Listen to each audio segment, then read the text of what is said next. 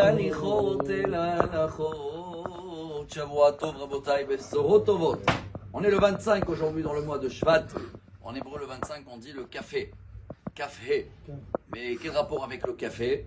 Hier soir je racontais à les enfants, avant qu'ils soient partis dormir, une belle histoire que j'espère que c'est un petit peu notre travail de cette semaine. Et également tous les événements qu'on est en train de passer, des événements durs, d'un autre côté des événements avec beaucoup d'émotions. Il y avait une fois un père, il était un chef de cuisine et il avait son fils, il avait des difficultés, ce sera dans les examens, je ne sais pas qu'est-ce qu'il était en train de faire.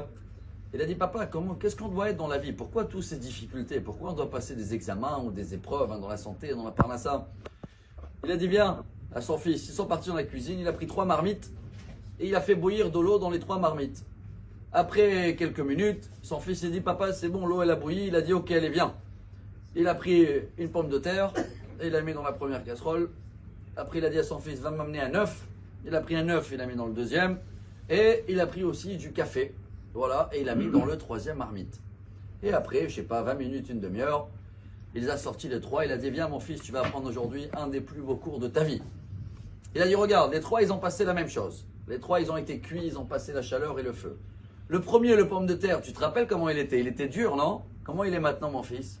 Ah, il est mou. Bravo. Et l'œuf, comment il était avant? Il était mou. Comment il est maintenant? Dur. Bravo.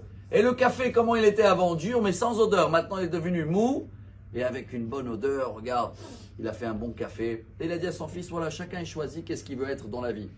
Des épreuves, chacun traverse.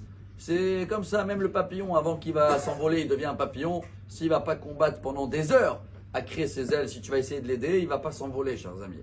Après, à nous de savoir quel résultat on va avoir après tout ce qu'on traverse. Mais il ne faut pas abandonner. Des fois, on est dur et tout ce qu'on traverse, c'est pour nous rendre un peu plus mou. Des fois, c'est l'inverse. C'est exactement la paracha de cette semaine, Rabotai. Dieu lui demande d'amener, donner, c'est la paracha. On a 3 Sefer Torah ce Shabbat à la fin. On a Rosh Chodesh Adar, on a Shkalim, et on a également la paracha Teruma. Quels sont les dons? Alors c'est vrai qu'il y en a qui disent qu'il y a moins des gens à la synagogue dans cette paracha parce qu'ils ont peur encore, ils demandent des dons. Mais Dieu ne demande pas seulement de l'argent. Dieu il demande de l'or, de l'argent, du cuivre. Il y a toute une liste. Et chaque année qu'on arrive dans cette paracha, on comprend que donner de l'or, c'est vrai que tout le monde doit passer dans le feu. Hein. L'or, il est, selon la Kabbalah, c'est la rigueur, hein, c'est dur. L'argent, c'est mou. Le cuivre, tu peux le travailler, il se modifie. Il a même une odeur qu'ils n'ont pas les autres, le cuivre. Dieu, il nous demande cette semaine, Rabotai, d'être des donateurs, de chercher comment donner, que ce sera donné avec un sourire, un conseil, l'écoute, la patience, l'argent. De toute façon, dans tous les synagogues, ils vont annoncer, c'est ce que faisaient depuis 2000 ans, hein, 3000 ans. Chacun, il amène ses dons.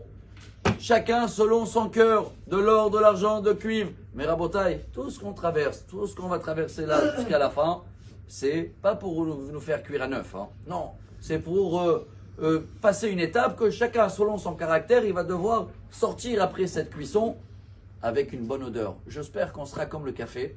Je termine avec Rabbi Eliezer Salah, Rabbi Israël Salanter, sa Askara aujourd'hui, le maître du Moussar, il y a 150 ans, il a dit d'abord entre nous, il doit avoir une bonne odeur. Chacun il voit qu'est-ce qu'il a besoin de l'autre. C'est ça de faire café à quelqu'un d'autre.